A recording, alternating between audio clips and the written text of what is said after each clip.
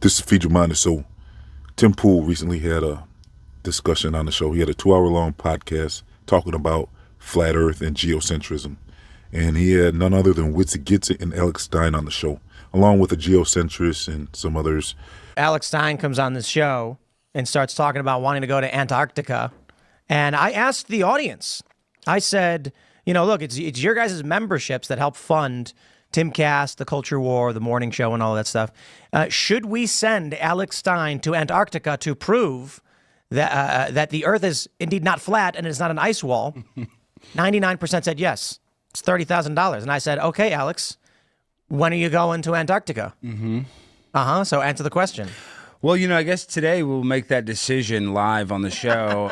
But one thing I will say is that we have a great guy here by the name of Austin Witsit that is going to Antarctica on this expedition with ALE. So, in a way, I kind of feel like I'm going because I trust Austin. So, I saved you $30,000. So you're welcome, Tim. You're going to Antarctica? Yeah. My name's Austin Witsit. I run the channel Witsit Getsit. I describe myself as autodidactic, maybe. So I just dove into cosmology a lot over the last few years. So that's my primary focus. It is not what we have been told. It is cosmology. And yeah, I did a lot of activism during the 2020 range. So that's kind of what started me down making content. So yeah, I primarily focus on cosmology, and I'm going to Antarctica. All right. And should be exciting. And you think the Earth is flat?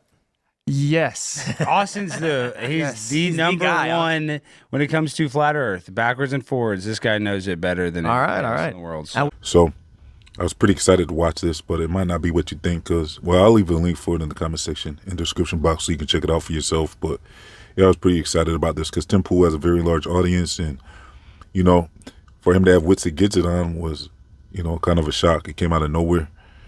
And I kind of knew that he might do this because Tim Pool's been getting cool with Alex Stein. So Alex Stein's beginning started off with kind of flat Earth topics and talking about the moon landing and stuff. So he was always on modern day debate. And then he started doing these city council hall meetings where he'd rap and freestyle. And those clips became viral. And then Glenn Beck picked up on that and ended up hiring him onto Blaze TV network. So we saw Alex Stein rise from humble beginnings to becoming kind of like a mainstream media personality. And so since he's became this mainstream media personality, you didn't really notice him bringing up the moon landing anymore as much or flat Earth very much. So it was like you almost forgot that this guy started off talking about this subject. The way he's kind of almost abandoned the subject. So it was good to see him back on Timcast talking about flat Earth again. Because, yeah, also he brought Witsit Getsit along. So I was expecting a very good show, but it turned out to be almost more mediocre of a show. I wasn't as impressed as I thought I was going to be after listening to it. It seems like Witsit might have his head somewhere else kind of now.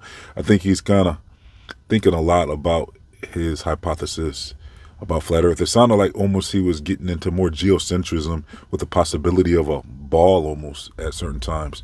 I mean, I can't say for sure because he did bring up flat Earth several times throughout the show and talked about the proofs that we all know about. And so it wasn't like he abandoned flat Earth, but it almost seemed like he was more talking about geocentrism along with that other guy.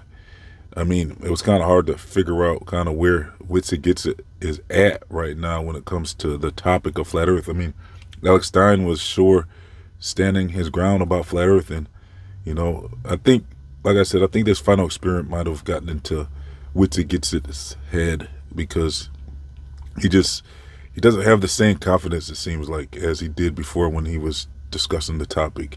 I think he's kind of reserving judgment until he sees this final experiment. Who knows which way he's going to go after this experiment.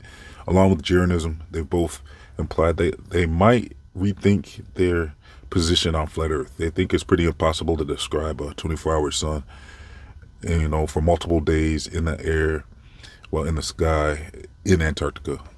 If it doesn't set, so if there's no sunset, it seems like Jeranism and Witsit, who knows what side they're going to end up on. I mean, Witsit's definitely showing us that he's definitely going to at least be a geocentrist. It looks like he might try to pivot to geocentrist and maybe consider a ball. Who knows if he's going to consider the globe after that. But it sure didn't seem like the Witsit Getsit we were used to getting before. I mean, Witsit is one of the top flat earthers when it comes to discussing the topic and getting high profile appearances. Along with DITRH, they both get a lot of high profile appearances, and who knows what's going to happen after this final experiment, depending on what we end up seeing in Antarctica. So we'll see. I mean, like I said, I'll leave the link to this Tim Pool show when he's talking about flat earth in the comment section and description box. I stumbled across it, and yeah, I mean, I was expecting a phenomenal show, and it just wasn't that to me, in my opinion. Maybe if I listened to it back, it might sound better, but you know, it was not as impressive as I thought it was going to be. It's pretty mediocre. I don't think the energy was there from Witsit Getsit like he usually has. Alex Stein, it was good to see him talking about flat earth again. I mean, like I said, don't get me wrong, they did bring up the topic and talked about it throughout the show. It just didn't seem like as much as hard impacting as you would have thought it would have been. I mean, it took about an hour, I think over an hour into the show when they finally brought up the earth pictures, and this shocked Tim Pool. Like, this is why I said before, I said, flat earthers, you need to bring up the earth pictures more and describe it correctly. Describe how Robert Simmons had created the picture of earth for the iPhone, and that's what they brought up. And Tim Pool thought they were talking about the iPhone artist. He thought he was talking about an iPhone artist after all that. So that's why you have to describe it and get into this discussion more. Like, make sure you drive home that this is a NASA guy. This isn't a Apple guy that was making this earth picture. It was an actual NASA guy. Because, you know, they described it and how everyone had that on their phone at first. And then Tim Pool was like, what do you mean? That's nothing, because you're talking about a Apple artist here. And no, they said, no, this is a NASA guy. But they didn't really, you know, I think they should have made it more clear that we're talking about NASA manipulating pictures of the earth because they don't have any. And how about bring up how they never had any pictures of the earth until flat earthers brought up that they don't have any. So around 2015, they came up with that Mari 8. And that's when they started really trying to act like they have earth pictures all of a sudden. But for over 40 years, they had just one earth picture, the blue marble shot.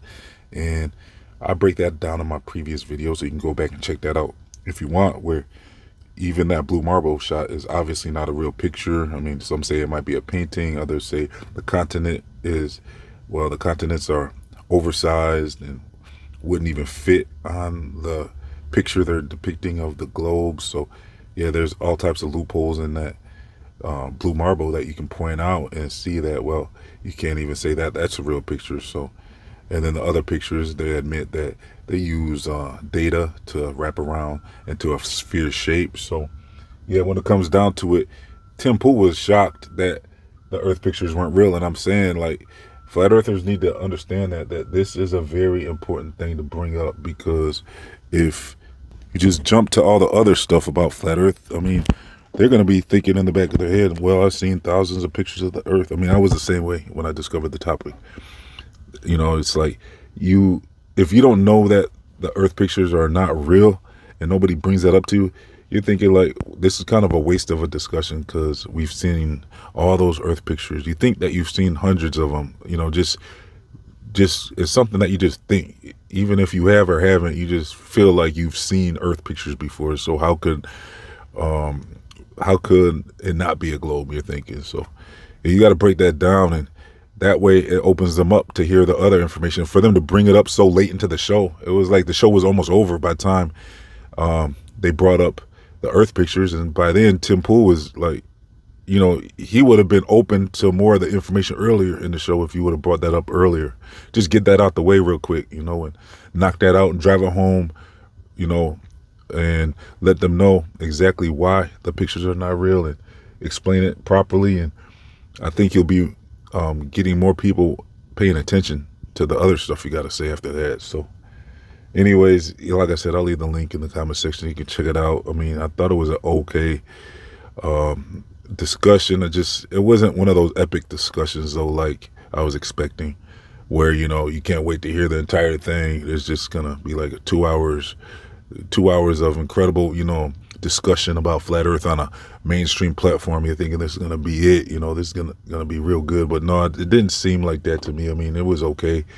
Like I said, maybe if I run it back, it might sound better than it did the first time. But, you know, I think that this final experiment thing must have gotten to some of these flat earthers. And, you know, I think they're kind of waiting to see what they discover in Antarctica before they put their full strength and full expertise back onto the subject. Who knows what they're gonna do if, you know, saying if the sun is 24 hours, but if the sun sets, then I believe that this is going to be a historic pivot into understanding that this whole place, you know, we've been lied to. We've been lied to about Earth, and that's going to open up more information, and we're going to end up becoming more awake as a people if we see this sunset in Antarctica during the winter solstice.